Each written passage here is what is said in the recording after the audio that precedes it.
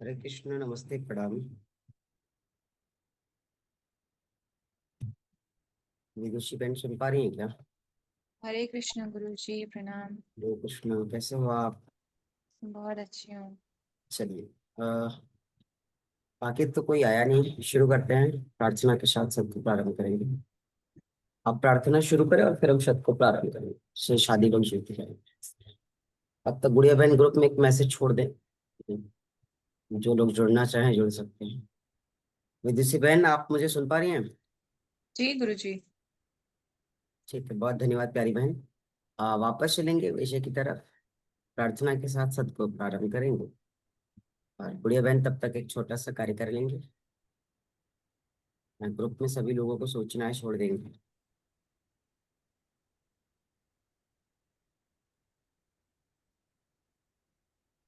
ठीक है, आप शुरू करें प्रार्थना, हम फिर सत्र को प्रारंभ करें।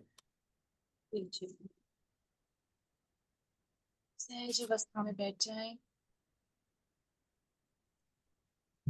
स्पाइन, गर्दन एक सीधी रेखा में, चेहरे पे एक प्यारी सी मुस्कान, माथे पे कोई शिकन नहीं, कोई चिंता का भाव नहीं। दोनों हाथों में ज्ञान मुद्रा लगाएंगे। गहरी सांस धीरे धीरे भरेंगी। परिपूर्ण करते ही सांसों को धीरे धीरे एक्सहेल करें। 3 बार ओम का नाद करते हुए महामृत्युंजय मंत्र करें। इनहेल, ॐ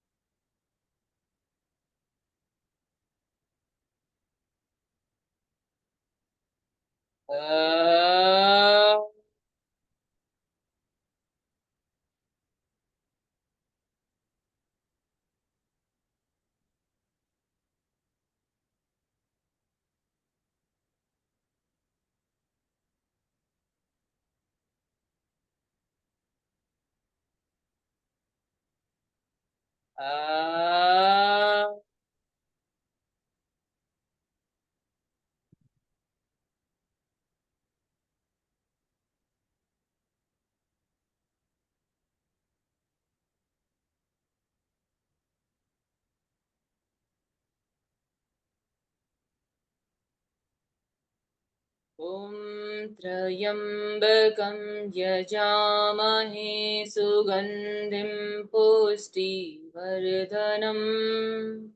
उर्वारुकमिव बन्धनान् मृत्युमोक्षीयमामृता। ॐ अखण्डमण्डलाकारं व्याप्तं येन चराचरं तत्पदं दर्शितं येन तस्मै श्रीगुरुवे नमः। ॐ शान्ति शान्ति शान्तिः। हरि ओम तत्सत। हाथों को नमस्कार मुद्रा में जोड़ेंगे चेस्ट के आगे।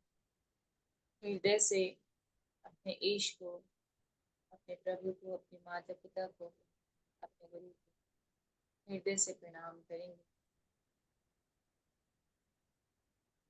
दर्शन करेंगे हाथों में, आंखों पर लगाएंगे, आंखें तीलियों के अंदर खोलेंगे, अपने आप को आशीर्वाद देंगे। आज के इस दिन के लिए यूनिवर्स को, ब्रह्मांड को, प्रभु को, ईश को, कृष्ण को हृदय से धन्यवाद। Welcome back. जय श्री कृष्ण। नमः शिवाय।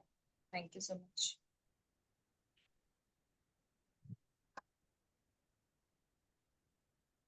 बहुत धन्यवाद विदुषी बहन। आइए, स्वागत है सभी का। कई दिनों के बाद है ना, प्रारंभ हो रहे हैं इस सत्र में। तो हम सबको प्राणायाम की इस प्रक्रिया को आगे बढ़ाना है। हम सबने अपनी घिरण्य संहिता के अनुसार जो प्राणायाम पढ़ा और उसका जो अभ्यास किया, अब वापस चलेंगे एक और आदि ग्रंथ के साथ, जिसे हम हठ प्रदीपिका के नाम से जानते हैं। बेसिक प्राणायाम आप सभी को आता है।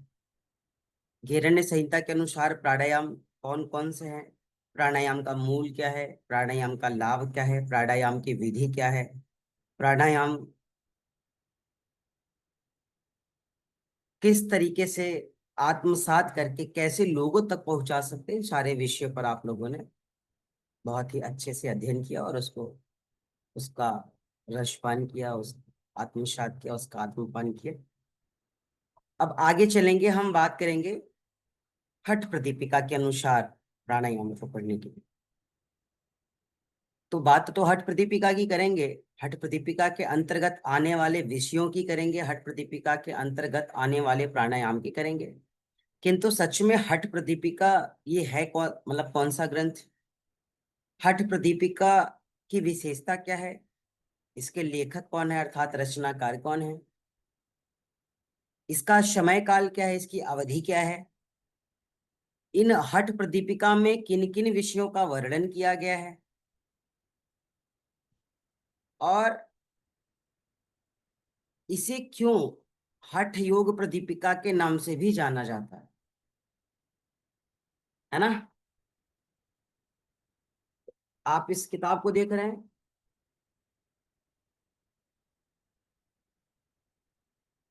देख रहे हैं, क्या है ये,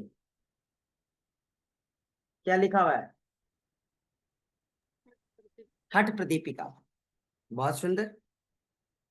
आप इस किताब को देख रहे हैं, जी गुरुजी, हठ पर दीपिका ये भी। नहीं, हठ योग प्रदीपिका लिखा है इस पे। यह है हठ योग प्रदीपिका। एक है हठ प्रदीपिका और एक है हठ योग प्रदीपिका। अब साधक बड़ा परेशान हो जाता है, नेट के पेपर में, वाईसीबी के पेपर में, किसी डिप्लोमा डिग्री के पेपर में, एमए एमएससी के पेपर में, पीएचडी और एमफिल के पेपर में इस तरीके के प्रश्न आते हैं। कहीं हठ योग प्रदीपिका का वर्णन किया गया है और कहीं हठ प्रदीपिका का वर्णन किया गया है। तो क्या ये दोनों ग्रंथ अलग अलग हैं, क्या दोनों को लेखक या रचनाकार अलग अलग हैं, क्या दोनों की समय काल अवधि अलग अलग है, ये भी तो जानना बहुत जरूरी है। जरूरी है या नहीं, या हम सीधे अपने हठ हठ प्रदीपिका के अनुसार प्राणायाम पे चल दें, छोड़ देते बाकी सारे विषयों को। हम शुरू कर देंगे प्राणायाम के, हठ प्रदीपिका में प्राणायाम कौन कौन से है, क्या क्या विधि है, कैसे। लेकिन उससे पूर्व ये तो जानना जरूरी है, जैसे आप किसी को पढ़ाएंगे, आप या किसी को समझाएंगे, किसी को सिखाएंगे कि हठ योग प्रदीपिका के अनुसार या हठ योग के अनुसार हम प्राणायाम को कैसे करेंगे। तो हठ योग है क्या, इसके रचनाकार कौन है, इसके लेखक कौन है, इसकी समयावधि क्या है, इसका काल क्या है, ये भी तो जानना जरूरी है ना। या हम डायरेक्ट ऐसे चल दे, और आप लोगों को अगर पता हो तो फिर हम आगे चल सकते हैं। भाई, गुड़िया बहन है, विदुषी बहन है, आप लोग तो एमए के स्टूडेंट्स हैं, आप लोगों को तो शायद ये चीजें पता ही होंगी, शेष लोगों के लिए भले ही नहीं हो सकती। क्यों, आप लोगों के लिए ये कोई नया विषय नहीं है, शेष उन लोगों के लिए नया विषय जो मास्टर वगैरह नहीं कर रहे या जो एमएमएससी में कहीं अभी को अपने कोई रोल नहीं कर पाया। लेकिन बात यहाँ पर ये करनी है कि चाहे हठ योग प्रदीपिका हो या हठ योगी के ग्रंथ हो,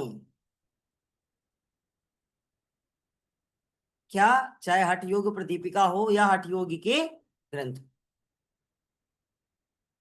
विशुद्ध रूप से हठ योग परंपरा की जब हम बात करते हैं तो हठ योग परंपरा के ग्रंथ से, है ना, हठ योग परंपरा की ग्रंथ से जो नाद योग परंपरा से संबंधित ग्रंथ है, उस ग्रंथ का नाम ही हठ योग प्रदीपिका है। अब जो साधक हठ प्रदीपिका की पुस्तक लेकर के आता है और उसी के बगल वाला साधक हठ योग प्रदीपिका की पुस्तक लेकर के आता है। दोनों कंफ्यूज हो जाते हैं, दोनों को क्या लगता है कि ये विषय अलग अलग है। क्यों? क्योंकि एक जगह केवल हठ प्रदीपिका है और एक जगह हठ योग प्रदीपिका है। यहां तो पूरा एक सेंटेंस ही बदल गया है योग शब्द का। आप सोचिए, आपके नाम के आगे टाइटल में कोई त्रुटि हो जाए, कुमारी पहले लगा दिया जाए या कुमारी की जगह कोई और टाइटल पहले लगा दिया जाए जो कि है ही नहीं, तो क्या सामने वाला समझ पाएगा कि वो आप ही है, या आप खुद समझ पाएंगे कि आप ही का इनरोलमेंट है? नहीं। एक त्रुटि से तो यहाँ पे जो हठ प्रदीपिका और हठ योग प्रदीपिका की बात कही जा रही है, इसको समझिए। कहते हैं हठ योग प्रदीपिका हो या हठ योगी के ग्रंथ हो, ये विशुद्ध रूप से जो हठ योगी के ग्रंथ है, ये हठ योगी के ग्रंथ की जब हम बात करते हैं, कहते हैं हठ योग परंपरा की जो ग्रंथ है, ये नादानुसंधान, नाद योग, नाद योग की बात कभी आपने सुनी? नाद योग के बारे में कभी जाना? नाद योग परंपरा से संबंधित है ये जो हठ योगी की ग्रंथ है। किससे संबंधित है? नाथ योग परंपरा से। और इसके रचनाकार कौन है? स्वामी स्वात्मा राम जी। आप इन दोनों पुस्तकों में देखेंगे रचनाकार के नाम, है ना? हम इसकी बात कर रहे हैं। एक, दो, दोनों में स्वामी स्वात्मा राम जी हैं। इसमें भी स्वामी स्वात्मा राम जी हैं और उसमें भी स्वामी स्वात्मा राम जी हैं। हटा दी मैंने, रख दी दोनों को। अब जब ये दोनों स्वामी स्वात्मा राम जी है, कहते हैं ये हठ योगी के ग्रंथ की समयावधि क्या थी, कब इसकी शुरुआत हुई, कौन सा वह काल था, कौन सा वह समय था, तो कहते हैं इस विषय में बहुत ढेर सारे मत हैं, बहुत ढेर सारे मत मिलते हैं। बहुत से लोग क्या कहते हैं, 13वीं से 18वीं शताब्दी मानते हैं हठ योगी की ग्रंथ को, नाद योगी के अंतर्गत आने वाले हठ योगी के ग्रंथ को, नाद योग से संबंधित हठ योगी के ग्रंथ की जो समयावधि है, जो काल है, क्या मानते हैं? 13वीं शताब्दी से 18वीं शताब्दी मानते हैं। लेकिन अगर देखा जाए, एग्जैक्ट टाइम की बात कही जाए या वास्तविकताओं की बात कही जाए, तो 14 से, है ना, 16वीं शताब्दी के बीच इसकी बात कही जाती है। लेकिन ढेर सारे रचनाकार, ढेर सारे विशेषज्ञ 13वीं से 18वीं शताब्दी की बात करते हैं, किंतु यह क्या, 14वीं से 16वीं शताब्दी पेपर में आएगा। अच्छा, जेआरएफ के पेपर में आ गया या एमफिल के पेपर में, कभी रिसर्च के पेपर में, तो आप क्या करेंगे? किसको मानेंगे? इसकी समयावधि को क्या बताएंगे?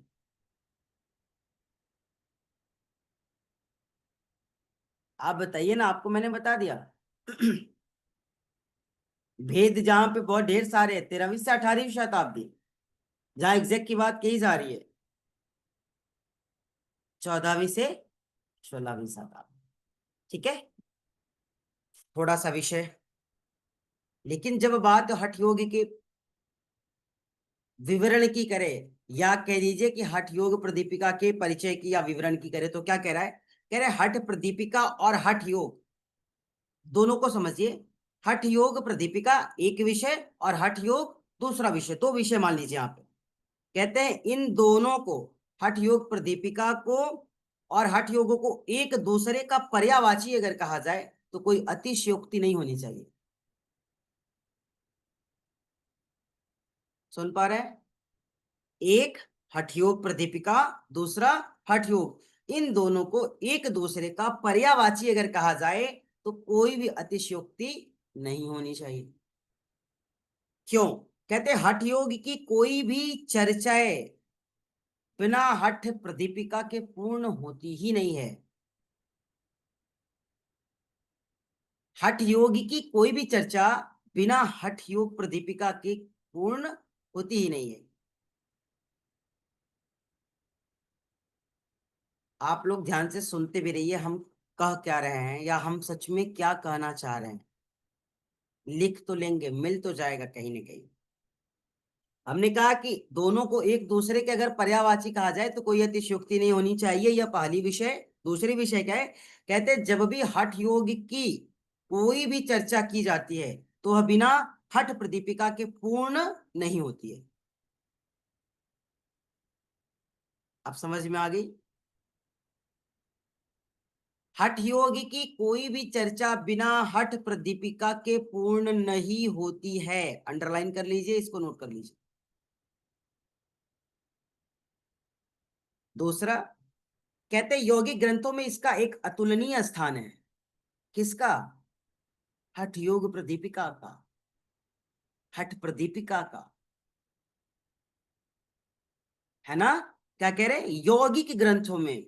हम वैदिक ग्रंथों की बात नहीं कर रहे हैं, यहाँ पे शब्दों को ध्यान से समझिएगा। एक वैदिक ग्रंथ है और एक यौगिक ग्रंथ है।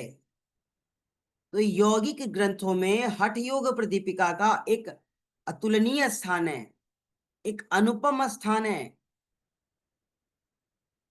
दूसरा, हठ योगी के अनुपम ग्रंथ की बात इसलिए भी कही जाती है और इसलिए इसे अनुपम ग्रंथ कहा गया है, या इसलिए इसका विशेष या अतुलनीय स्थान भी है, क्योंकि इस हठ योग प्रदीपिका के, हठ प्रदीपिका के रचनाकार स्वामी स्वात्मा राम जी हैं। जैसे योग दर्शन क्यों महत्वपूर्ण हो जाता है? योग दर्शन को जिसने सूत्रबद्ध किया, योग दर्शन को जिसने क्रमबद्ध किया, महर्षि पतंजलि ने। अतुलनीय हो गया वो भी एक। और बात दर्शन की, तो वो तो षड दर्शन का एक भाग है, वो तो अपने आप में ऑलरेडी अतुलनीय है। लेकिन यहाँ पे हम हठ प्रदीपिका की बात कर रहे हैं, हठ योग प्रदीपिका की बात कर रहे हैं, तो उसके भी तो रचनाकार स्वामी स्वात्माराम जी हैं, जिनकी जीवनी पढ़े तो आपके भीतर एक अलग ही ऊर्जा का संचार होगा। तो इसलिए भी ये क्या हो जाता है, एक अनुपम, एक अतुलनीय यौगिक ग्रंथ हठ प्रदीपिका, जो कि बिना हठ प्रदीपिका के हठ योगी की चर्चाएं पूर्ण नहीं होती है। ठीक है? और क्यों जरूरी है? मैंने कहा तो योग का कोई भी कोर्स कर लीजिए। हमने क्या कहा? योग का कोई भी कोर्स कर लीजिए, जैसे डिग्री करिए आप, डिप्लोमा करिए, ग्रेजुएशन करिए, पोस्ट ग्रेजुएशन करिए, एमए करिए, एमफिल करिए, पीएचडी करिए, वाईसीबी लेवल 1 2 3 4 5 कीजिए, कुछ भी कीजिए आप, बिना हठ योग प्रदीपिका के, बिना हठ प्रदीपिका के कोई भी कोर्स का विवरण पूर्ण नहीं होगा। याद रखिएगा, कुछ न कुछ रहेगा उसमें, कुछ न कुछ मिलेगा उसमें, कुछ न कुछ आएगा उसमें। अच्छा, जितने कोर्स के नाम नाम हमने लिए आपको सब याद हो गया? नहीं? तो मास्टर कैसे बनोगे? मास्टर हो ना आप लोग, याद रखो आप। ठीक है, आगे चलते हैं। स्वामी स्वात्माराम जी के बारे में बात कर लेते हैं। यहां तक क्लियर हो गया? आगे चले, समझ में आ गया? और ये इसलिए भी जरूरी है कि कोई भी योग की पाठ्यक्रम, ऐसे कहिए सामान्य सी भाषा में, कि कोई भी योग का पाठ्यक्रम, कोई भी योग की पात्रता, कोई भी योग की दक्षता, कोई भी योग की राष्ट्रीय दक्षता, कोई भी योग की अंतरराष्ट्रीय दक्षता, कोई भी योग का सर्टिफिकेशन, परीक्षा बिना हठ प्रदीपिका के मुख्य विषय के शामिल किए पूरी नहीं होती है। अब तो सुबह भाई वीडियो तो ऑन कर ही सकते हैं अगर संभव हो तो, है ना? कि गरिमा बहन है, खैर एक लोग रहेंगे तो ठीक है। तो यहाँ पे मैंने क्या कहा, कोई भी ग्रंथ की जब हम बात करते हैं, उस ग्रंथ की महत्ता पता चल जाती है। कैसे? कि सच में वो कितना इंपॉर्टेंट है, किस लिए इंपॉर्टेंट है। और हमने क्या कहा, योग की पात्रता की बात कर रहे हैं विदुषी बहन, ध्यान से समझिएगा। योग की कोई भी पात्रता, योग की कोई भी परीक्षा, योग की कोई भी राष्ट्रीय परीक्षा, योग की कोई भी अंतरराष्ट्रीय परीक्षा, योग का कोई भी सर्टिफिकेशन, कोई भी A to Z बिना हठ प्रदीपिका के मुख्य विषय शामिल किए बिना पूरे नहीं होते। सोचिए कितना इंपॉर्टेंट है हठ प्रदीपिका। कितना इंपॉर्टेंट है हठ प्रदीपिका, कितना महत्वपूर्ण है हठ प्रदीपिका, कितना सुंदर यौगिक ग्रंथ है हठ योग प्रदीपिका, हठ प्रदीपिका। और इस हठ योग प्रदीपिका को भी पूरा पढ़ना है आप लोगों को, मास्टर वालों को तो इसे पूरा पढ़ना है।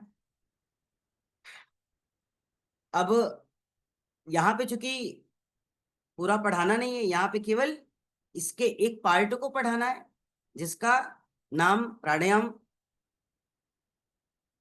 तो यहाँ पे हठ प्रदीपिका के काल की भी बात कर लिए थे इसके पूर्व में कि सभी विद्वानों के मत एक नहीं थे, थे क्या? नहीं थे। विशेष और अति विशेष विद्वानों के भी मत अलग अलग रहे हैं इन विषयों के प्रति। काल अलग अलग लोगों की कल्पनाओं के अनुसार, लोगों की साधनाओं के अनुसार, लोगों की संयम के अनुसार सबने अपनी अपनी बातें रखी है। तो यहाँ पे तो किसी का विरोध नहीं किया गया, दोनों लोगों की बातों को मेंशन कर दिया गया। एक 13वीं से 18वीं शताब्दी की बात कर रहे हैं और दूसरी 14 से 16वीं शताब्दी की बात कर रहे हैं। ठीक है, यहां तक क्लियर हो गए?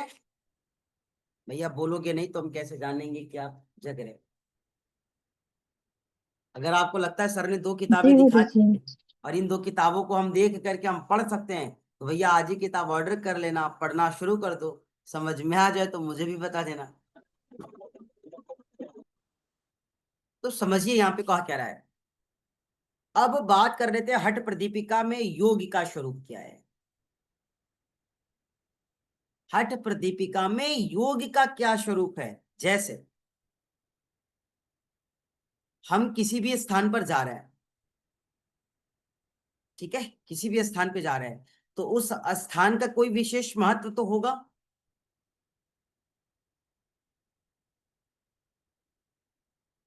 जैसे क्या कहते, कहते लखनऊ का एक आदत है, कहते लखनऊ में रहने वाले लोग क्या कहते, कहते पहले आप, पहले आप, पहले आप। तो गरिमा बहन जानती होंगी लखनऊ में, अब विदुषी बहन ने भी लखनऊ में बड़ा समय व्यतीत किया भाई, इनको भी पता होगा क्या पहले आप। तो पहले आपकी जो वहां पे भाव थे, तो उस पहले आपके पीछे तो कुछ लॉजिक रहा होगा ना। हम लखनवी नवाब हैं, हम नवाबों के शहर से हैं, भाई उसे नवाबों के शहर की जगह कोई और भी नाम तो दे सकते हो ना, और है भी। तो किसी भी जगह का एक विशेष मान है, किसी कारण से है, किसी वजह से है, किसी विषय के अंतर्गत है, किसी के जीवन काल से रिलेटेड है, जो कुछ भी है। तो यहाँ पे जब हम हठ प्रदीपिका में योग की बात करते हैं या हठ प्रदीपिका में योग के स्वरूप की बात करते हैं, तो ये जानना भी तो जरूरी है कि सच में हठ प्रदीपिका में योग का वास्तविक स्वरूप क्या है। 1 मिनट आप मुझे देना, हम भूल गए कि हमें केवल प्राणायाम पढ़ाना है क्योंकि यहाँ तक जितना जरूरी था इतना तो पढ़ लिए ना, आगे चले। आप लोगों के लिए कोई इंपॉर्टेंट तो नहीं है विदुषी बहन ये सारे विषय? नहीं, ये तो बता ही दीजिए योग का क्या स्वरूप है इसमें। मतलब नहीं, हमने कहा हम तो पूरा बता देंगे भैया, हम कहाँ जा रहे हैं, ऐसा थोड़ी है। हम इस यौगिक चिकित्सा का जो एक पूरा अनुवाद है, या ये कह लीजिए जो इसका व्याख्यान है, या जो इसके भाग है, केवल प्राणायाम की बात मत करिए ना, आसन की बात कर लीजिए, प्राणायाम की बात कर लीजिए, मुद्रा की बात कर लीजिए, बंध की बात कर लीजिए, नादानुसंधान की बात कर लीजिए, हम तो सब बता देंगे, हमें क्या है, हमें कोई दिक्कत थोड़ी है बताने में, और हम भागी कहाँ रहे बताने से। लेकिन हमारा जो मूल विषय हम उसको भी बता देंगे आप। खैर आपके लिए जरूरी है तो बता ही देते हैं। कहते हैं हठ प्रदीपिका जो है हठ योग साधना पद्धति का ग्रंथ है। यहाँ पे बात क्लियर हो गई। हठ प्रदीपिका क्या है? हठ योग साधना पद्धति का एक विशेष ग्रंथ है जिसके आदि प्रवर्तक है ना, जिसके आदि प्रवर्तक या वक्ता स्वयं भगवान शिव हैं, जिसके आदि प्रवक्ता या प्रवर्तक कह लीजिए कौन है? स्वयं भगवान शिव है। और गुड़िया बहन तो ओम नमः शिवाय करती है। सोचो गुड़िया बहन का शिव से कितना जुड़ा है ना। तो यहाँ पे एक लाइन में बात खत्म करिए कि हठ प्रदीपिका जो है यह हठ योग साधना पद्धति का एक अनुपम ग्रंथ है। क्लियर हो गया। बिना हठ प्रदीपिका के हठ योग पूर्ण होता है। दो पति पत्नी है ना। दो पति पत्नी है, बहुत पैसा कमा लिया, बहुत रुपया कमा लिया, बहुत साम्राज्य को उन्होंने बना लिया, लेकिन जो खुशियां थी, जो मूल खुशियां थी, जो सामाजिकता था, जो अपने लोग थे, जो सेवाएं थी, उससे वह वंचित रह गया, या उसे वह वंचित अपने आप को रख पाया किसी भी कारणों से, तो क्या सच में वो सुखी रहेगा? उसको आनंद आएगा? नहीं आएगा। आप हठ योग की साधनाएं कर रहे हैं और बिना हठ प्रदीपिका के, क्या वो आपको पूर्ण कर देगा? क्या आप उससे आनंदित हो जाएंगे? क्या वो आपको सुकून पहुंचा देगा? बताइए। दुनिया में ऐसे बहुत से माता पिता हैं, दुनिया में ऐसे बहुत से दंपतियां हैं जिनके बेटा बेटियां नहीं है, और हमें जब पता चलता है, कोई कहता है, तो हम कहते हैं आप एक काम करो, पहले स्टाम्प पेपर पे अपना बेटा हमको बना लो, है ना। हम भी स्टाम्प पेपर पे लिख देंगे कि हम बालक की तरह ही आपकी सेवा करेंगे। शायद आपके कोख से जन्मा बालक जो सेवा कर पाता, जो आपको आपकी कल्पना है उससे कम करने की कोशिश नहीं करेंगे। बना लो आप मुझे अपना बेटा। मुझे इसलिए मत बनाओ कि मुझे आपकी संपत्ति चाहिए, मुझे इसलिए बना लो कि आपकी वह अनुभूति पूरी हो जाए, आपका वह अभाव दूर हो जाए जिसकी एवज में आप व्यथित है। भाई एक नन्हे से बालक को पालन पोषण करेंगे, पालेंगे पोषेंगे, बड़ा करेंगे, बहुत समय लगेगा। भाई किसी का पाला पोसा गया बेटा है और संस्कारित भी है, बना लो अपना बेटा इसे, भाई बना लो, नहीं है तो क्या जाता। गरिमा बहन जब कहते हैं ना स्टाम्प पेपर पे बनवा लो सब ऐसे करके, कहते रे बाप रे ये तो बड़ा खतरनाक है, देखो इसको हमारी प्रॉपर्टी दिखाई दे रही है। तो वहां पे तो कोई ऐसा भाव नहीं था, और हमने कहा भी हमें उसके लिए मत बनाओ ना, हमें केवल उसलिए बना लो कि जहां पे आपका ये अभाव है वह अभाव आपका दूर हो पाए, इसलिए बना लो। जब गुरु की सेवा करनी हो तो हम आपकी सेवा करने चले आए, जब भगवान की पूजा करने की बड़ी इच्छा हो तो हम आपके पास चले आए, जब भगवान की बड़ी सेवा करने का मन करे तो हम आपके पास चले आए आपकी सेवा के लिए। हम नहीं कह रहे कि रोज हम आपका हाथ पैर दबा देंगे, पता चला किसी दिन मूड खराब होगा तो गला भी दबा सकते हैं। कहने का तात्पर्य ये कि जिस तरीके से साधक को सेवा का भाव है ना भगवान के प्रति होता है, उसी तरीके से सेवा का भाव माता पिता के प्रति भी होना चाहिए। तो ये जो हठ योग का ग्रंथ है और जो हठ योगी की साधना करते हैं, क्या वो बिना हठ प्रदीपिका के पूर्ण हो सकती है? नहीं हो सकती है। जिस तरीके से उन दो दंपतियों की हम बात कर रहे हैं जिनके पास समस्त साम्राज्य है, लेकिन एक चीज की कमी है कि इसे संभालेगा कौन? क्या उसे कोई पूर्ण कर सकता है? नहीं कर सकता। जैसे हमारे शहर में बहुत चर्चाएं चलती है गरिमा सरकार में, कि जो हमारे यहाँ की जो सांसद महोदया है, दोनों दंपत्ति हैं, उनका अपना कोई बेटा नहीं है। पूरे शहर वाले कहते हैं भैया सांसद जी हमें अपना बेटा बना ले तो कितना बढ़िया है ना, हम तो तैयार हैं, हम तो तैयार हैं। पता चला डायरेक्ट विदुषी बहन के पास ऑफर चला गया, तो विदुषी बहन कहे कि ऐसा है, हमें इस साम्राज्य की आवश्यकता नहीं, मैं आपकी बेटी की आवश्यकताओं को तो पूर्ण नहीं कर सकती, लेकिन कभी जरूरत पड़ेगी तो हम उस रूप में आपकी मदद कर सकते हैं, आपकी सेवा कर सकते हैं। क्यों? क्योंकि ये योग करने वाले लोग। और यहाँ पे ये विषय इसलिए भी महत्वपूर्ण है, क्यों? क्योंकि इस विषय के जो वक्ता है, इस विषय के जो आदि प्रवर्तक है वह स्वयं भगवान शिव है, अन्य आदि कोई नहीं है। और भगवान शिव को आदिनाथ आदि योगी भी कहा जाता है। भगवान शिव को सभी आदि योगी कहते हैं। विदुषी बहन सब आदि योगी कहते हैं, आदि योगी, अरे वो आदिनाथ भी हैं, पता है? अनाथों के नाथ, हमारे भोलेनाथ। नाथों के नाथ ही नहीं, अनाथों के भी वह नाथ हैं, इसलिए उन्हें आदिनाथ नाम से भी जाना जाता है। अच्छा, इस बात से भी परिचित थे आप? विदेशी बहन, आदि योगी तो सभी जानते हैं, आदि योगी की तो बात सभी करते हैं, आदिनाथ की बात नहीं लोग करते हैं।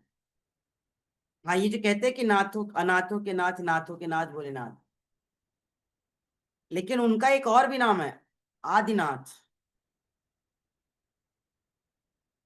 समस्त साम्राज्य में, इस चराचर जगत में जिसका कोई नहीं है, उसका भगवान शिव, वो उनके नाथ हैं, आदिनाथ, है ना। और एक बात, आदिनाथ के कारण ही, अब देखिए आदिनाथ नाम क्यों जुड़ा, इस महत्व को जानिए। इस प्रदीपिका में, हट प्रदीपिका में, स्वयं प्रवर्तक इसके कौन है? भगवान शिव है। वक्ता कौन है ना? स्वयं भगवान शिव है। और भगवान शिव को आदि योगी के नाम से जाना जाता है, लेकिन भगवान शिव का एक और भी नाम है, जिस नाम से हम सब उन्हें जानते हैं, जिसे आदिनाथ कहा जाता है। क्यों कहा जाता है? इस नाथ के पीछे ही, इस नाथ के कारण ही यह जो हठ प्रदीपिका है, नाथ योग अथवा नाथ संप्रदाय का योग कहा जाता है। यहां पे ये बात क्लियर हो गई। आराम से पढ़ लेना विदुषी बहन, कोई बताएगा नहीं। आप लोग मास्टर के विद्यार्थी हैं, है ना। कोई बता दे तो बहुत सुंदर विषय है, और अगर न बताए तो अतिशयोक्ति नहीं करना, है ना। दोनों में है, बढ़िया है, बढ़िया, जय जयकार। तो क्यों यहाँ पे इसे नाथ योग अथवा नाथ संप्रदाय का योग कहा जा रहा है? क्योंकि इसके प्रवर्तक, इसके वक्ता ही स्वयं आदिनाथ हैं।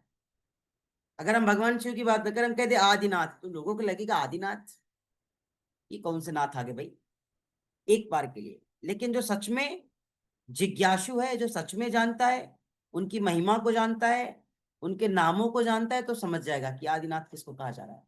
तो यहाँ पे जब इसके प्रवर्तक स्वयं आदि योगी आदिनाथ भगवान शिव हैं, तो इस आदिनाथ के कारण ही नाथ योग अथवा नाथ संप्रदाय का योग भी इसे कहा जाता है, जिसे हम हठ योग प्रदीपिका के नाम से जानते हैं। अब यह हठ योग प्रदीपिका किस संप्रदाय के अंतर्गत आ रहा है? नाथ योग संप्रदाय के अंतर्गत आ रहा है।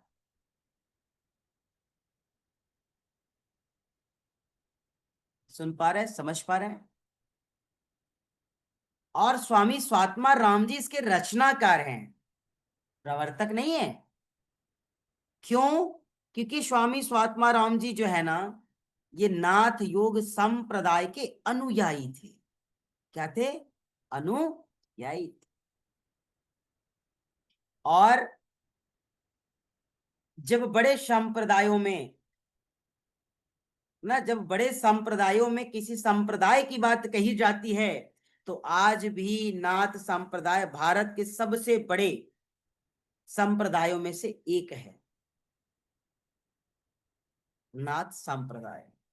ये बात यहां पे क्लियर होती है। दूसरा, भारत के प्रत्येक क्षेत्र में, भारत के विभिन्न क्षेत्रों में आपको अलग अलग मंदिर, अलग अलग मठ, अलग अलग बहुआयामी, है ना, और ढेर सारी मात्रा में ग्रंथ, कल्चर, व्यवहार, सभ्यता, अभ्यास, आहार, सब कुछ अलग मिलता है। आप मिलता है कि नहीं? साउथ में चले जाओ, अभी ऐसा मिलेगा कि आप कहेगा अरे बाप रे बाप है, ये किस में दे रहे हैं भाई। कहीं मत जाओ दूर, यही पश्चिम बंगाल में चले जाओ आप। आपको क्या खानी है? इडली भी खानी है, आपको डोसा भी खाना है, अरे भाई वो पत्ते तो यहाँ हमारे यहाँ मिलते ही नहीं, इतने बड़े पत्ते में आ रहे, पत्ते में एकदम तुरंत देगा, ऐसे पकड़ के खाओ। आप कहोगे भाई ये कौन सा सिस्टम है? यही वहां की खूबसूरती है, पलाश के पत्तों में। और यहाँ पलाश के पत्तों में भोजन मनुष्य कभी कभी कर रहा है, किसी दिन कोई विशेष पूजन है तो ढूंढ के लाता है पलाश के पत्ते कहाँ मिलेंगे। अब वहां चले जाओ, ढेर सारे पत्तों में रखा है, भैया मुझे 2 इडली दे दे, दे दो, हाँ तुरंत लो, फटाक से काट के रखा हुआ है, प्लास के पत्तों में ऐसे डाला, ना उसमें कटोरी है ना चम्मच है, प्लेट में इडली है, प्लेट में ही उसका खाओ आराम से, है ना अलग। आपके यहाँ भी ऐसे ही मिलता है? लखनऊ में रहने वाले नवाब लोग बताएं, अभी जो रह के आए वो भी बताएं, आपको भी ऐसे ही मिला था? नहीं मिला था। तो इस भारत भूमि में, कहते इस भारतवर्ष में बहुत ढेर सारे ऐसी विशेषताएं ही, ऐसे मत है, ऐसे संस्कार हैं, ऐसे संप्रदाय हैं जो सच में अपने आप में अद्भुत हैं, अकल्पनीय हैं, अवर्णनीय है, अनुपम है। लेकिन हमें और आपको उसके बारे में पता ही नहीं है, और हम आप उसके बारे में जानना भी नहीं चाहते। इसलिए हठ योगी के जितने भी आचार्य हैं, हम हठ योगी के आचार्यों की बात कर ले रहे हैं। क्यों? क्योंकि हठ योग बिना हठ प्रदीपिका की पूरी होती ही नहीं है। तो हठ योगी के जितने भी आचार्य हैं, हठ योगी के जितने भी सिद्ध पुरुष हैं, हठ योगी के जितने भी अनुयायी हैं, आपको सबको नमस्कार करना है, सबको प्रणाम करना है, सबका धन्यवाद करना है कि उन्होंने आपको बहुत विशेष दिया। चलिए, भगवान जी ने जीवन दे दिया, माता पिता के योग की वजह से एक संयोग बना और हम इस धरा पे आ गए, चलो ठीक है, वो भी सही है। लेकिन आके करेंगे क्या? सर हमारे पास कोई काम ही नहीं है। सबसे बड़ा काम है कि कोई काम नहीं है, कम है। जरा उनसे मिलना, सर हमारे पास इतना काम है कि हम समय नहीं निकाल पाते। अब दोनों में फर्क देख लो आप। एक क्या कह रहा है, सर हमारे पास कोई भी काम नहीं है सर। ये कम बड़ी बात है कि आपके पास कोई काम नहीं है? अरे कितनी अच्छी बात है, कोई काम नहीं तो गुड़िया बहन, राम नाम का जप करो, राधा रानी का नाम लो, शिव शिव कहो बैठकर। कोई काम नहीं है तो करो ना। अब जिसको करना है वो क्या कहता है, कहता है हमारे पास इतना काम है कि हम क्या बताएं, हम तो नाम ही नहीं ले पाते। तो दोनों अपने आप में विशेष है ना, समझने की बात है। समझने की, सोच सोच की फर्क है यहाँ पे। एक व्यक्ति बहुत व्यस्त है, उसके पास नाम लेने का समय नहीं है, और एक व्यक्ति क्या कहता है, कहता हमारे पास कोई काम नहीं है। लेकिन इतना ज्ञानी है कि कोई काम नहीं है तो नाम भी नहीं ले पा रहा है ईश्वर का, स्मरण भी नहीं कर पा रहा है, स्तुति भी नहीं कर पा रहा है, ध्यान भी नहीं कर पा रहा है। केवल एक ध्यान है, कोई काम नहीं है।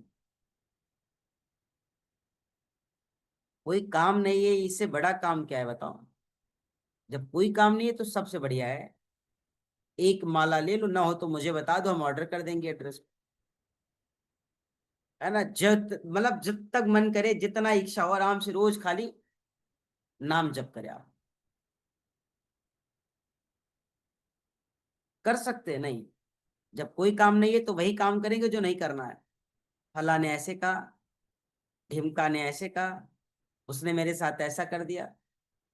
ये सारी चीजें योग नहीं सिखाते, और ना योग इन सारे विषयों की बात करता। इसलिए हठ योग के जो ग्रंथ है, उसका जो मूल है, जो बिना हठ प्रदीपिका के पूर्ण नहीं होती, एक साधक को, एक अभ्यासी को, एक तपस्वी को, एक सिद्ध पुरुष को आप कहिए कि बिना उसके रह जाए, संभव ही नहीं। संभव है? और आप लोग जिन योगी की ग्रंथों की बात करते हैं, जिन योगी के विषयों को पढ़ते हैं, जिन योगी की कोर्स को करते हैं, क्या उसमें भी आपको इस तरीके की चीजों को पढ़ने को नहीं मिलता है? मिलता है ना। क्यों मिलता है? इसीलिए मिलता है कि इसको जानिए, इसको जी लीजिए, इसको आत्मसात कर लीजिए। कर पाते हैं? नहीं कर पाते। और याद रखना, अगर आप अपने भीतर इच्छा नहीं पालोगे ना, तो पीएचडी भी करोगे तो कोई इतना डेप्थ में ना तो आपको देने वाला मिलेगा, ना आप लेना चाहोगे। गुड़िया बहन, हमारी बात समझ में आ रही है? लेकिन इच्छा भी पालनी है, पढ़ना भी है, जानना भी है, और उन तमाम भटके हुए साधकों को इसे देना भी है, उपलब्ध कराना भी है, पहुंचाना भी है। जैसे हम जैसे जिज्ञासु साधक के लिए स्वामी स्वात्मा राम जी ने कितना बड़ा पुरुषार्थ किया और हम तक ये चीजें पहुंचाई। हम कह रहे हैं आप स्वामी स्वात्मा राम जी मत बन जाओ, अनुयायी तो बन जाओ, क्योंकि स्वामी स्वात्मा राम भी तो अनुयायी ही रहे ना इसके, प्रवर्तक थोड़ी हो गए। वो तो भगवान आदि योगी शिव है, आदिनाथ है। तो आप अनुयायी तो बन ही सकते ना। और अनुयायी बनना कैसे? योगी की कोर्स करके नहीं, योगी के अनुपम ग्रंथों का अध्ययन करके। योगी के अनुपम ग्रंथों के अध्ययन के अनुसार जो विषय बताए गए हैं उनको आत्मसात करके, उन विषयों को अपने जीवन में उतार करके, उसे अपनी अभ्यास का हिस्सा बना करके, उसके साथ जुड़ करके। बात समझ में आ रही है? चले आगे। अच्छा, हठ योगी की तो बात कर ही रहे हैं, लेकिन हठ योगी की जो साधना है, इसका लक्ष्य क्या है? जैसे मनुष्य का तो कोई लक्ष्य होता है ना, योग का अंतिम लक्ष्य क्या है? कैवल्य, यही है ना। यहाँ पे जब हम बात हठ योगी के साधना की करें, तो हठ योगी के साधना का अंतिम लक्ष्य क्या है? अच्छा, हठ योग का मतलब लोगों को क्या लगता है यहाँ पे? जबरदस्ती करना? हाँ। हठ योग का मतलब क्या है? जिद करना। हठ योग का मतलब क्या है? जब तक विदुषी बहन की तरह, है ना, शरीर को कपड़े की तरह निचोड़ मत दो, तब तक योग पूरा नहीं होता है। कपड़ा होता है ना, कपड़ा जब उसकी सफाई करते हैं तो उसको फिर क्या करते हैं? ऐसे, है ना, ऐसे करते हैं, निचोड़ देते हैं। तो ऐसी कुछ अभ्यासी भी अपनी शरीर को भी निचोड़ते हैं। विदुषी बहन जैसे लोग, ये लोग अपनी शरीर को ना कपड़े की तरह निचोड़ना सीखे। कोई बात नहीं, ठीक है, वो भी सही है, लेकिन निचोड़ क्यों रहे ये भी तो जान लो। निचोड़ने से मिलेगा क्या ये भी तो जान लो। या जो लोग दूसरे के शरीर को निचोड़ने पे तुले हुए आमादा हैं, समझ लो एकदम, है ना, कुछ लोग दूसरे की शरीर को निचोड़ने के लिए आमादा है। अच्छा, वो सामने वाला भी शरीर को निचोड़वाने के लिए आमादा है, तो क्या हठ योग यही है? अभी कुछ दिन पहले आप लोगों ने कोई वीडियो देखा होगा, या आप लोग अक्सर देखते होंगे इंस्टा वगैरह पे हर जगह, है ना, कि किसी के हाथों को खींचा जाता है, किसी के पैरों को खींचा जाता है, किस, है ना, निचोड़ा ही तो जा रहा है ना। क्या सही है? जो निचोड़ रहा है उसके लिए सही है, या जो निचोड़वा रहा है उसके लिए सही है? साधना के दृष्टिकोण से दोनों के लिए गड़बड़ है, स्पर्श ही वर्जित है। क्या? स्पर्श ही वर्जित है। और यहाँ पे ये जो हम स्वामी स्वात्मा राम जी की बात करें, इन्होंने भी तो आसन की बात कही है इसमें ना। तो क्या ये किसी के शरीर को निचोड़ते थे क्या? ऐसे नहीं निचोड़ते थे। दूसरा, जब हठ योग की हम आप सब बात कर ही रहे हैं, तो हठ योग साधना का लक्ष्य क्या है, इसका भी विषय जान लीजिए, जान ले, जरूरी है। विदुषी बहन, अगर मैं कोई बात कह दूं कि जरूरी है, कोई ऐसी चीज नहीं जहां कहेगी नहीं। ये नहीं, ये सब चालाक लोग हैं थोड़ा, गरीब बहन। विदुषी बहन हो गई, गुड़िया बहन हो गई, ये सब मास्टर है ना, ऑलरेडी ये सब मास्टर कर भी रहे हैं और है भी। ये आपसे है ना पूरी बात आपकी जिज्ञासु की तरह अनुसरण करेंगे और सीखेंगे। चलिए, हमारे जीवन में या किसी के जीवन में किसी न किसी कार्य को करने के लिए, कोई न कोई कार्य करने के लिए कोई न कोई लक्ष्य या उद्देश्य निर्धारित होता है, तभी वो कोई कार्य करता है। आप लोग गए पढ़ने, कहाँ पढ़ने गए? कहाँ पढ़ने गए? कहीं भी पढ़ने गए आप, तो जहां भी आप पढ़ने जा रहे हैं उसके पीछे कोई ना कोई कारण है। एक विषय, आपने किसी भी सूत्र को ज्वाइन किया, योग दर्शन की किसी भी सूत्र को पढ़ा, या योग की किसी भी ग्रंथ को पढ़ने के लिए आपने कोई क्लास ज्वाइन की, तो उसके पीछे कोई ना कोई कारण होगा, कोई ना कोई उद्देश्य होगा। अब ऐसे ही तो हवा में तो कर नहीं दिया आप, कुछ ना कुछ इच्छा रही होगी। सीखेंगे, सिखाएंगे, लोगों तक पहुंचाएंगे, उन्हें कुछ नया देंगे, उनसे भी कुछ लेंगे, जो कुछ भी हो आपका विषय। तो कहते हैं साधक के जीवन में, और या कह लीजिए प्रत्येक साधक के जीवन में, किसी भी कार्य को करने के लिए, कोई भी कार्य को करने के लिए किसी न किसी उद्देश्य, किसी न किसी लक्ष्य और किसी न किसी भाव की परिकल्पना होती है, तभी वह साधक उस कार्य को करता है। भाई, अगर आपके पीछे योगी साधक बनने की, या योग के शिक्षक बनने की, या योग के गुरु या महागुरु बनने की अगर जो भाव नहीं होते, या आपको सिखाने के भी मतलब, या अपने जीवन के बारे में जानने की इच्छा न होती, तो आप योग से क्यों जुड़ते? सुबह 1 घंटा अच्छा था कि इससे बढ़िया चले जाते जिम में कसरत करते। क्यों विदुषी बहन? ढेर सारे इंस्ट्रूमेंट होते हैं, अच्छी अच्छी वहां वीडियो बनाई जाती है। वहां तो ऊट पटांग कपड़े भी लोग पहन करके आते हैं, एकदम डोले सोले ऐसे बार बार मजबूत करते हैं, चारों तरफ शीशा लगे रहते हैं, एकदम आदमी अपने को देख देख करके ही खुश होता रहता है, बार बार अपने शरीर को देख के ही खुश होता रहता है। और अचानक उससे कोई भर मतलब दमदार मिल गया तो आधी खुशियां हो गई वैसे वही उस। क्यों? उससे दमदार कोई मिला तो खुशियां आधी हो गई भाई। और कपड़ों की बदलती तस्वीर में वेशभूषाएं भी बहुत अच्छी लगती है, लेकिन कोई उससे सुंदर वहां पे प्रवेश कर गया तो वैसे ही उसका मोरल डाउन हो गया। हुआ कि नहीं हुआ? तो आप वहां भी तो जा सकते थे ना, नहीं गए। देखिए मैं इसका विरोध नहीं कर रहा हूँ, लेकिन जो सच है वही बता रहा हूँ। क्योंकि अचानक एक बार हम किसी जिम में चले गए, अब गए तो उनको खुश होना चाहिए ना। तो कुछ तो खुश हुए जो हमें जानते थे, लेकिन जो ऑनर था और जो वहाँ की कोऑर्डिनेटर थे उनकी खुशी गुम हो गई। क्यों? उनको लगा सर आप यहाँ क्यों चले आए। अब उनको लगा कि आए तो 5-10 क्लाइंट हमारे तो चले जाएंगे, पक्का चले जाएंगे। तो एक को तो खुशी मिली, लेकिन एक को दुख भी तो हुआ ना।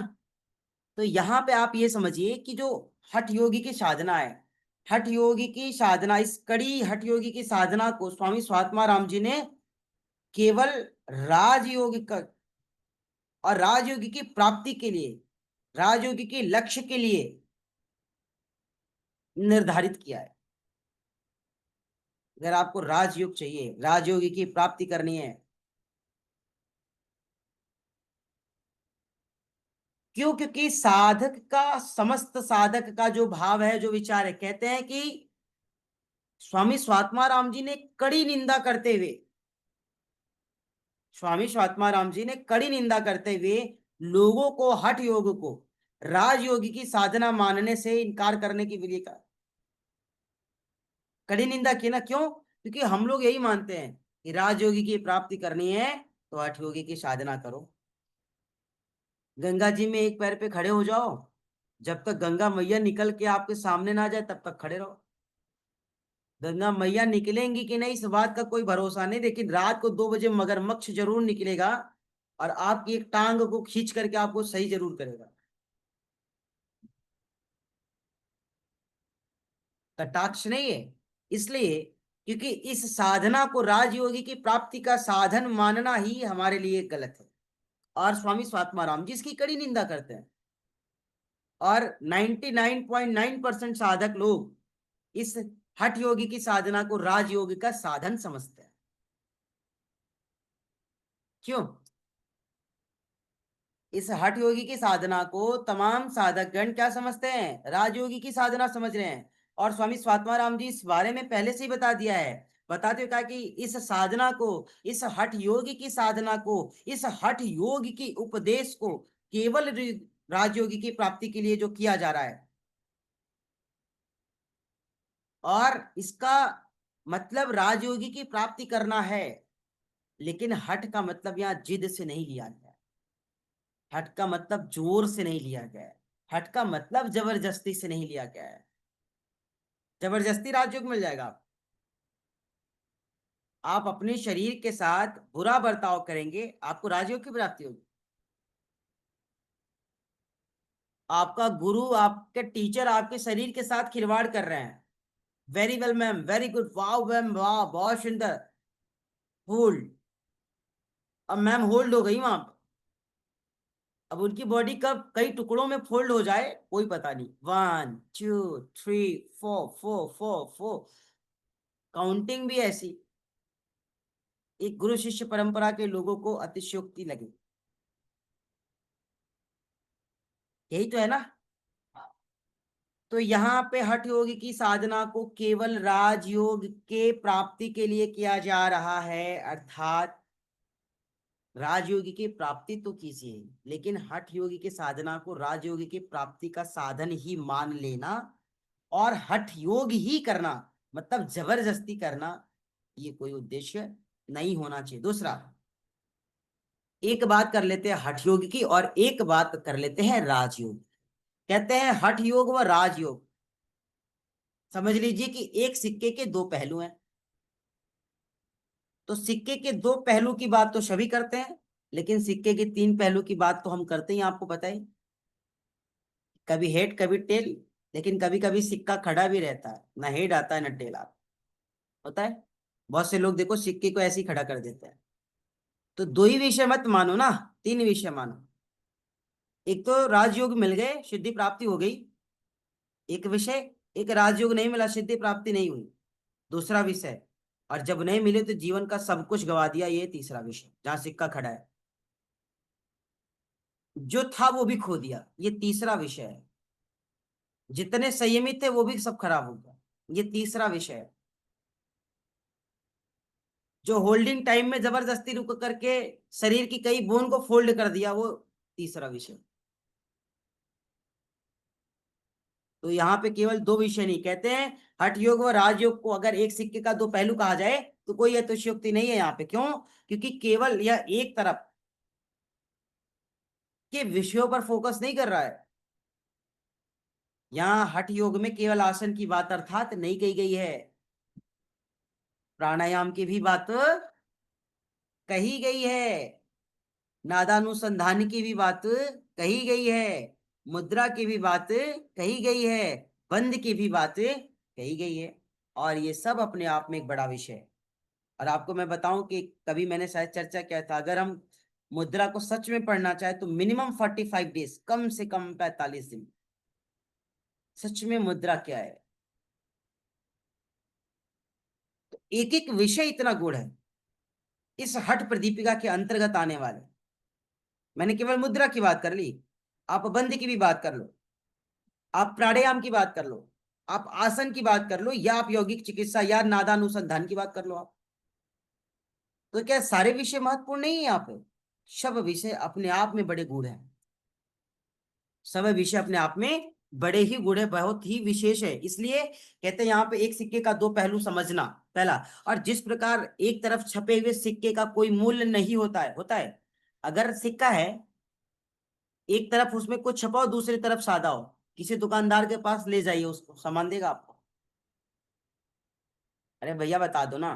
नोट है, एक तरफ उसकी प्रिंटिंग है, छपाई है, दूसरी तरफ ब्लैंक है, गरिमा बहन कोई सामान देगा उससे? तो हठ योगी की जब दो पहलू की बात कर रहे हैं, एक हठ योग और एक राजयोग, हठ प्रदीपिका के अंतर्गत आने वाले।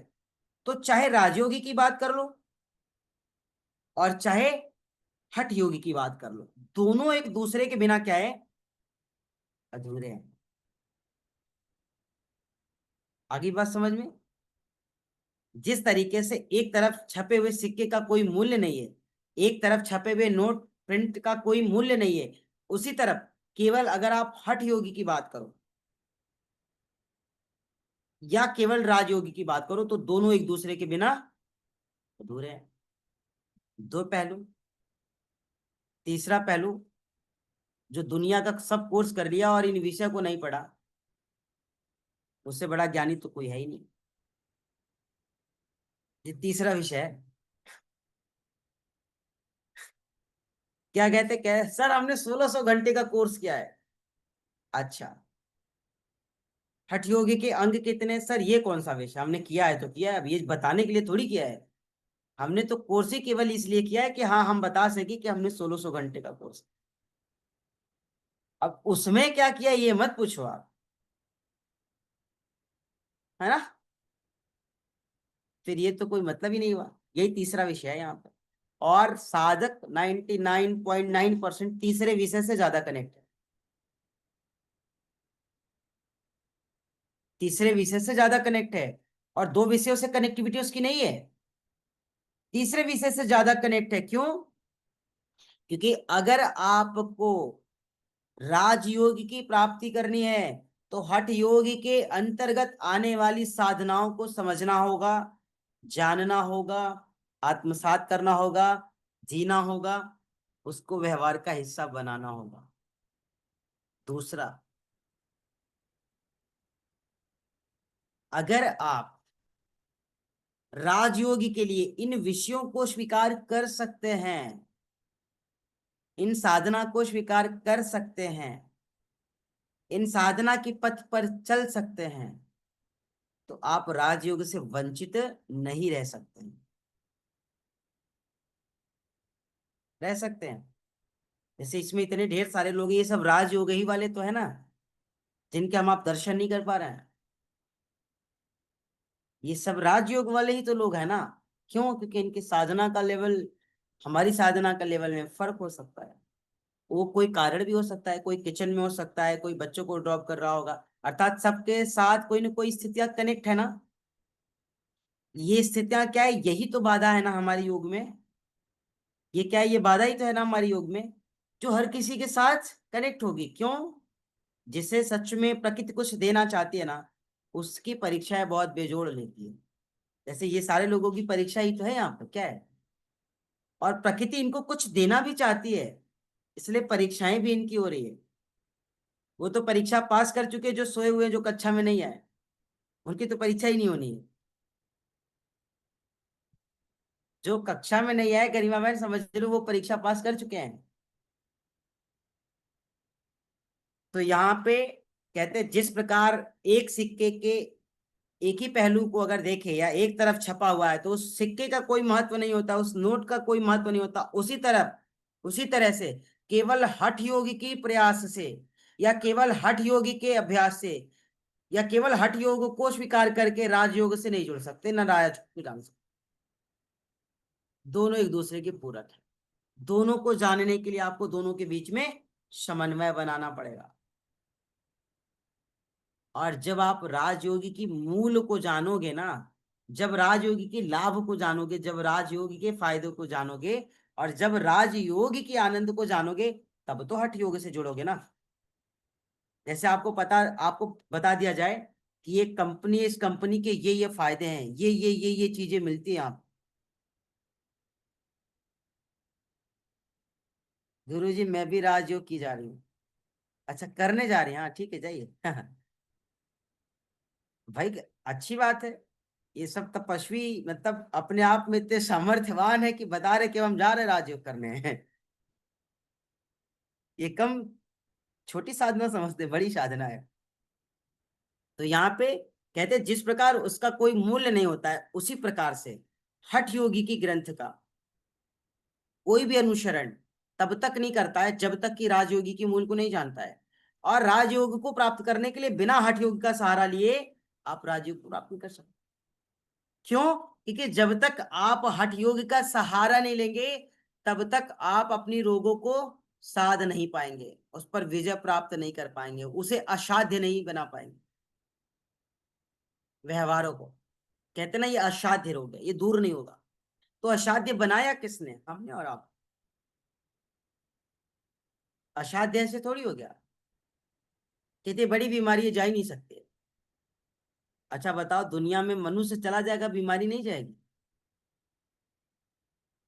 बताओ, जाएगी कि नहीं जाएगी? जाएगी। बेशक वो आपकी सांसों के साथ जाएगी, लेकिन जाएगी तो है ही। जाएगी ना। तो फिर ये क्यों कहते हैं कि नहीं जाएगी? इसका मतलब कि राग है, जो कल दर्शन के विषय में आपने पढ़ा, राग है। और जहां राग सम होता है, जहां अनुराग सम होता है, वहां वैराग का जन्म होता है।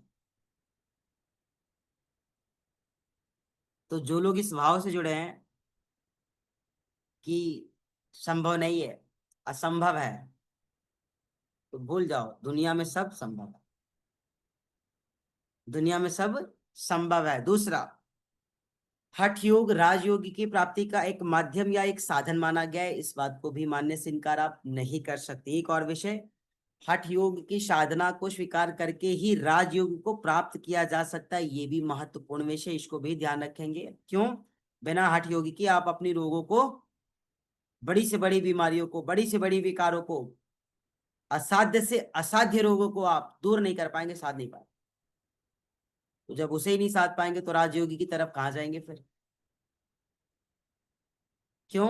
क्योंकि यह हठ प्रदीपिका केवल आसन की बात नहीं कर रहा है, केवल प्राणायाम की बात नहीं कर रहा है, केवल मुद्रा की बात नहीं कर रहा है, केवल बंद की बात नहीं कर रहा है, केवल नादानुसंधान की बात नहीं कर रहा, अर्थात इन सभी विषयों की बातें कर रहा है, किसी एक विषय की बात नहीं कर रहा है। और कौन सा ऐसा आपका असाध्य से असाध्य रोग है जो इन विषयों में से किसी एक विषय से नहीं सही होगा, दो से नहीं सही होगा, तीन से नहीं सही होगा, चार से नहीं होगा, लेकिन जब सबका समावेश हो जाएगा तो सही क्यों नहीं होगा? आप किसी के घर जाते हैं, एक लोग कहते हैं अरे बेट, अरे बहन रुक जा, एक दो दिन और है ना, फिर जई है धीरे धीरे, इतना दिन बाद आए हवा। आप कहते नहीं नहीं जाएंगे, घर पे काम है। तब तक आ गई दादी, अरे बिटिया कहाँ जा रही हो, इतने दिन आई है, रुको नहीं जाना है। नहीं नहीं दादी मानेंगे नहीं। तीसरा व्यक्ति आ, मामा जी आ गया, हमने कह दिया ना नहीं जाना है, अरे मामा जी तब तक नाना है। क्या बात है, कौन जा रहा है, दिमाग खराब है। चौथा व्यक्ति, पांचवा आ गई नानी, अरे हम तो विदाई नहीं करेंगे, अपने से चली जाएंगी। अब उन्होंने अधिकारवश कह दिया हम तो करेंगे नहीं, अपने से चली जाएंगे। तो आप क्या कहते, कहते रुक ही जाते हैं, अच्छा चलो कोई बात नहीं। कितने लोगों ने पकड़ा, पांच लोगों ने पकड़ा, बंध गए आप, बंध गया आप, निकल पाए आप, नहीं निकल पाए। तो जो असाध्य रोग है आपका, एक विषय से दूर नहीं हुआ, दूसरा, दूसरे से दूर नहीं हुआ, तीसरा, तीसरे से दूर नहीं हुआ, चौथा, चौथे से दूर नहीं हुआ, पांचवा, उससे भी दूर नहीं हुआ, सब एक साथ मिल गए, तो भी नहीं दूर होगा, होगा फिर। तो बड़ी से बड़ी असाध्य से असाध्य रोगों को भी आप दूर करने के लिए इसका सहारा जब लेते हैं, और फिर जाकर के जब आपका चित्त मन बुद्धि अहंकार सम होता है, जब आप मनुष्य की मनुष्यता की अनुभूति कर पाते हैं, जब आप साधक की साधकता को स्वीकार कर पाते, जब साधक की गुणों से परिचित हो पाते हैं, तब जाकर के साधना की शुरुआत। बात समझ में आई?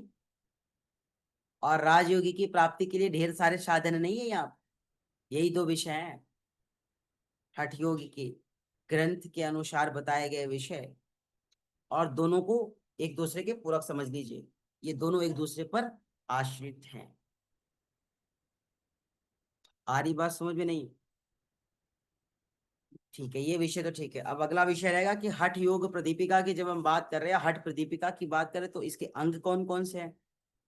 पहला अंग क्या है? आसन, सबको पता है। दूसरा प्राणायाम, तीसरा मुद्रा, मुद्रा और बंद एक ही में यहाँ पे ना, अलग अलग नहीं है। मुद्रा और बंद एक ही में ना, मुद्रा एंड बंद ऐसे करके। अब ऐसा नहीं कि मुद्रा चौथे पे कर दिया, बंद अलग विषय अलग, तो नहीं। मुद्रा, तीसरा विषय क्या है? मुद्रा, और चौथा विषय क्या है? नादानुसंधान। ये चार महत्वपूर्ण अंग है इस हठ प्रदीपिका। तो जो दूसरा विषय है प्राणायाम, यही दूसरा विषय तो हमें और आपको पढ़ना है। लेकिन प्राणायाम का सीक्वेंस क्या है यहाँ पे? नंबर 2। प्रथम पे क्या है? आसन। आसनेन भवेद दृढ़म आसनेन रुजुहन्ति। बिना आसनों में दृढ़ता प्राप्त किए, बिना आसनों में दृढ़ता आए, बिना आसनों में स्थित प्रज्ञ हुए, बिना आसनों में स्थिर हुए, आप प्राणायाम की तरफ नहीं जा सकते। बिना आसनों की सिद्धि किए आप प्राणायाम की तरफ नहीं जा सकते। जा सकते हैं? नहीं जा सकते। लेकिन हम नहीं जाते हैं, पहले दिन ही चले जाते हैं। आप किसी क्लास को ज्वाइन करो, पहले दिन आपको थोड़ा आसन थोड़ा प्राणायाम है ना, जैसे मिक्स सब्जी नहीं होती है ना, सब बना दो मिला करके, पसंद आनी चाहिए। वैसे ही आपको कक्षा में सब एकदम थोड़ा थोड़ा थोड़ा थोड़ा सब दे देंगे, आप एकदम फूले नहीं समाएंगे, आपका सीना इतना चौड़ा हो जाएगा समझ लो मोदी जी के 56 इंच के सीने को कम कर देता है। क्यों?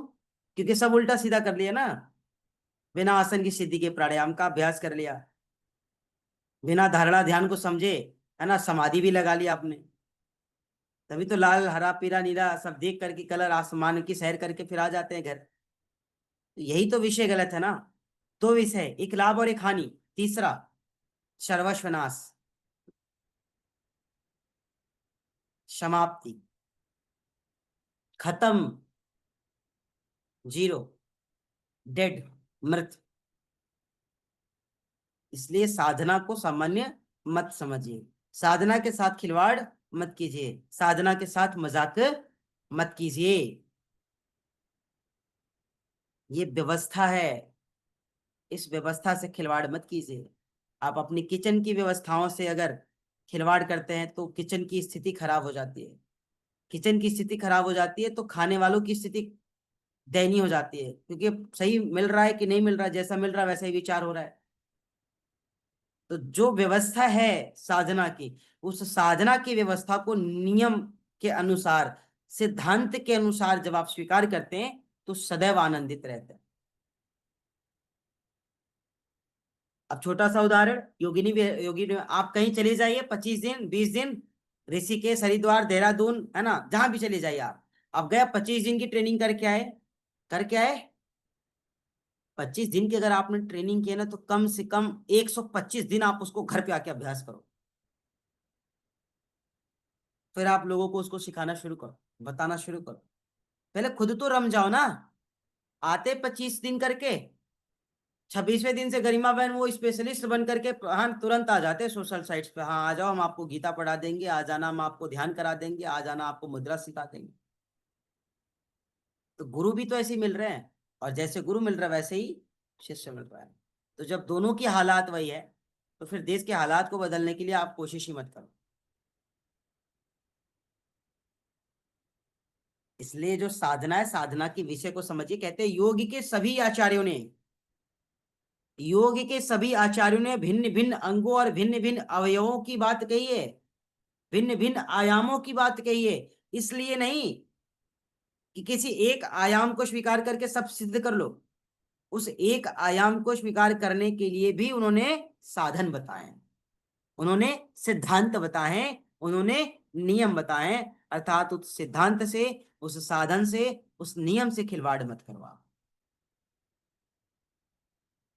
आ रही बात समझ में?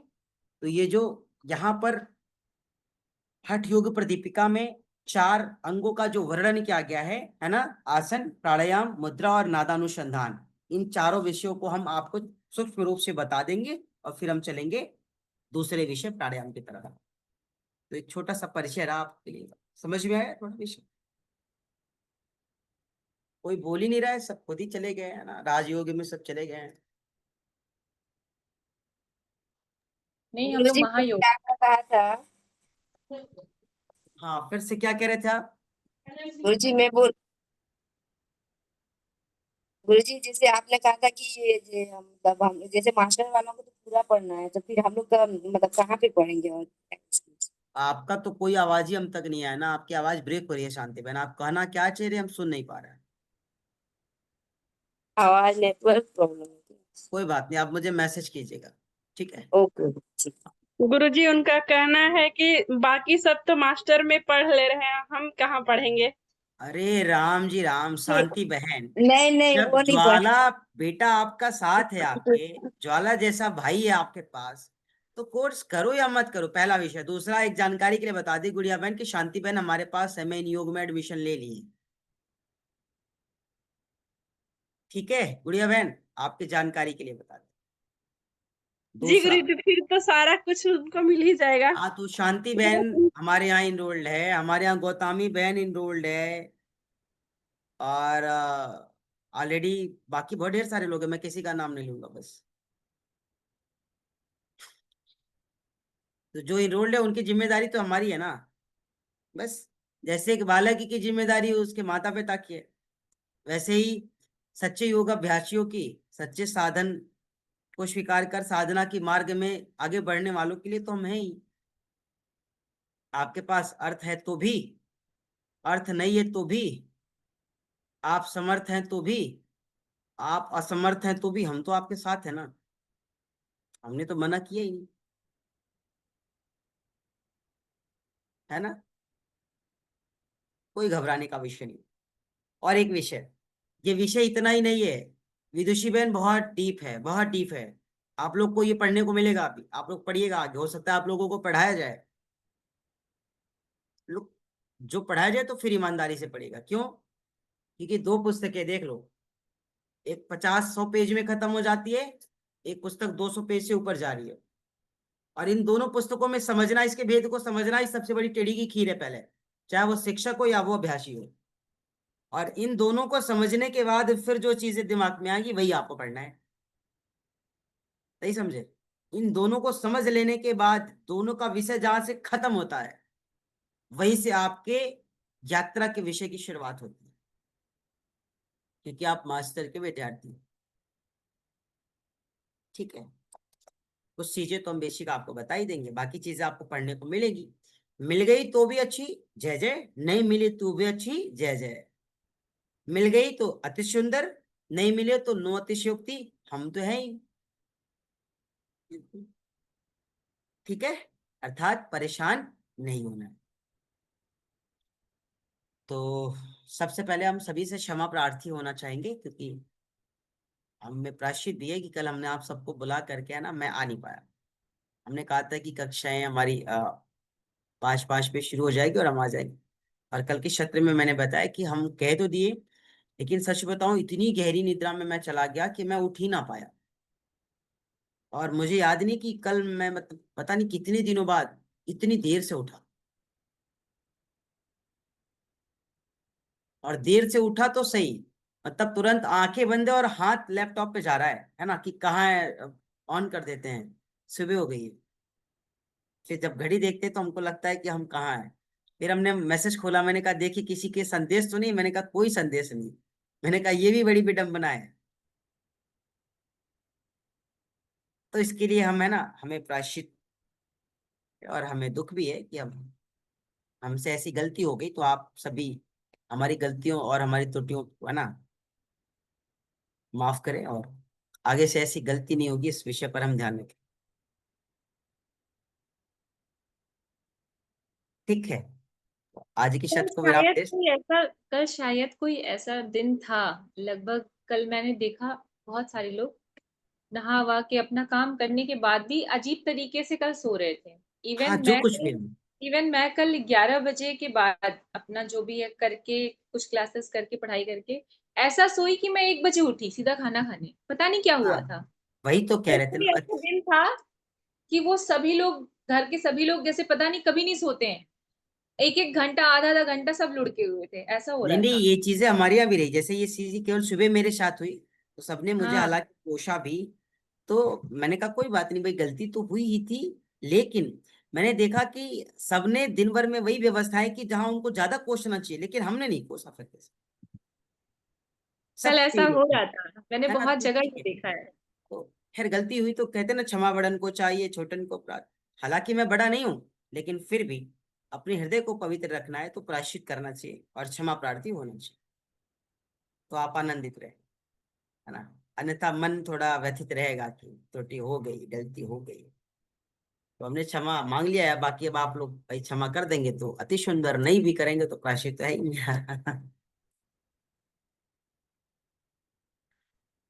तो ये हठ योगी के अनुसार और हठ प्रदीपिका के अनुसार हम लोग प्राणायाम पढ़ेंगे। बड़ा अच्छा विषय। ठीक है, खैर हमें तो प्राणायाम ही पढ़ना है। लेकिन गुरुजी आपके सभी बच्चे भाई बहन सभी लोग अच्छे हैं। आप नहीं भी जुड़ते हैं, हम लोग जुड़ते हैं, आपका इंतजार करते हैं। 15-20 मिनट 25 मिनट हो जाते हैं तब सब लोग लीव करते हैं। देखिए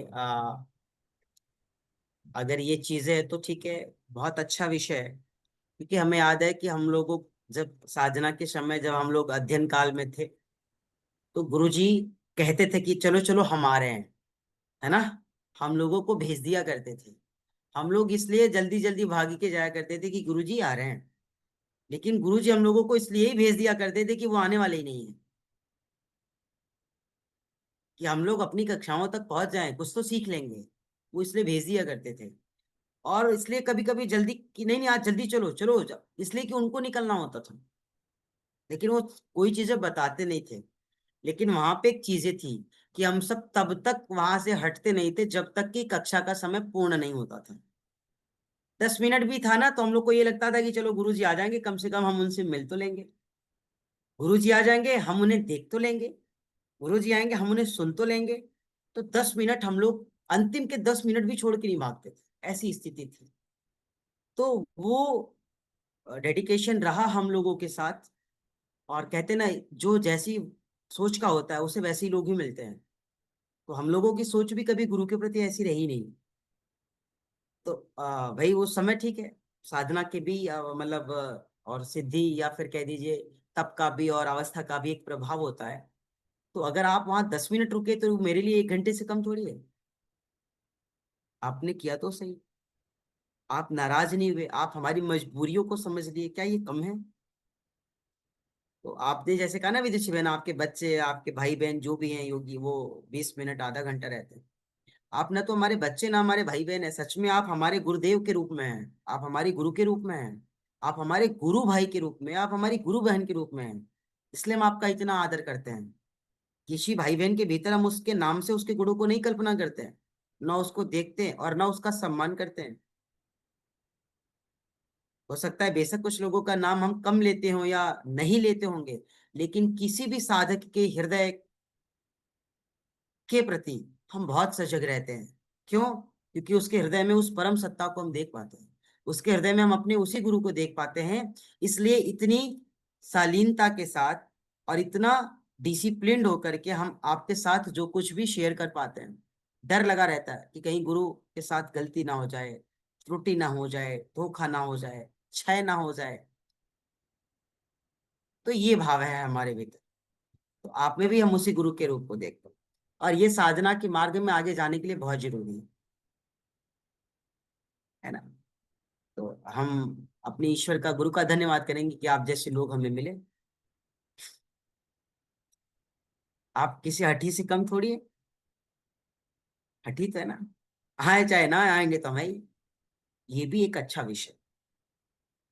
ठीक है, हालांकि आगे से कोशिश करेंगे कि ऐसी गलती ना हो। अमृता बहन, विदुषी बहन, गुड़िया बहन, गरिमा बहन, जो लोग भी हैं, और कभी कभी ऐसी हो जाए तो आप लोग बिना किसी अतिशयोक्ति के, बिना किसी मतलब बड़ी विषयों के अनुरूप जाए, आप में से कोई कक्षा को लीड करे। ये एक खूबसूरती है कक्षा की, है ना। जैसे हम लोग के साथ भी होता था ना, गुरुजी नहीं आते थे, 1 घंटे की कक्षा है, आधे घंटे बीत गए तो लगा कि आने वाले नहीं, 40 मिनट बीता तो लगा कि अब तो आने का भी, 45 मिनट बीत गया तो लगा कुछ नहीं। तो जो कुछ भी उसमें लीडर, टीम लीडर रहते थे, वो आगे के हाँ चलो हम लोग ये वाला रिवीजन कर लेते, ये वाला कर लेते, वो वाला कर लेते थे। तो सबको मौका मिलता था, सब आते थे, लेकिन हमें कभी मौका ही नहीं मिला, क्योंकि हम तो सबसे पीछे वाले बच्चे थे। हम तो मतलब गधों में आते थे, या हम मतलब ज्यादा बोलने वाले लोगों में आते थे, या हमें गुरुजी हमेशा डांट दिया करते थे, इसलिए हमारी कोई रिस्पेक्ट नहीं थी वहां पे, और हमें कभी मौका भी नहीं मिला।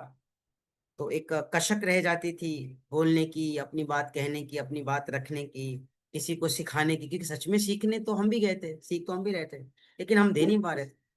तो वो जो कशक है, अब वो जो भाव रही देने की, तो अब लगता है कि हाँ आप देते हैं तो अच्छा लगता है। अच्छा हाँ, जो उस समय देते थे आज वो कुछ नहीं दे रहे, आज वो कहीं ना कहीं कुछ न कुछ इस दूसरे कार्य में लगे हुए हैं। तो ये एक उनका आस्था, उनका विश्वास ही हमें यहाँ तक लेके आया। तो बढ़िया है, हम सब फिर जुड़ेंगे अच्छे विषयों के साथ, इसको अच्छे से पढ़ेंगे और इसके विषय में थोड़ा और जान करके फिर प्राणायाम की शुरुआत। गुरुजी कल संडे है, क्लास होगी नहीं होगी? तो कर ले जैसा आप कहिए, क्योंकि कई दिन तो कक्षाएं हाँ ठीक है। चालित नहीं रही। कर ले। ठीक है। ठीक है, जी जी। कर लेंगे, एक आदत बनी है तो ना बन जाए फिर से नहीं पता चला, फिर कल सो गए तो फिर गहरी बात। तो कर लेंगे। ठीक है, तो आज के लिए इतना ही। आप सभी स्वस्थ रहिए, आनंदित रहिए, सप्रसन्न रहिए, और बाकी की बचे समय को ऊर्जा के सही वेग को एक सही दिशा और दशा प्रदान करें। आप सबको हमारी शुभकामनाएं, सभी को जय श्री राधे कृष्ण। नमः शिवाय गुरुजी। नमः शिवाय बड़ी बहन, सबको प्रणाम।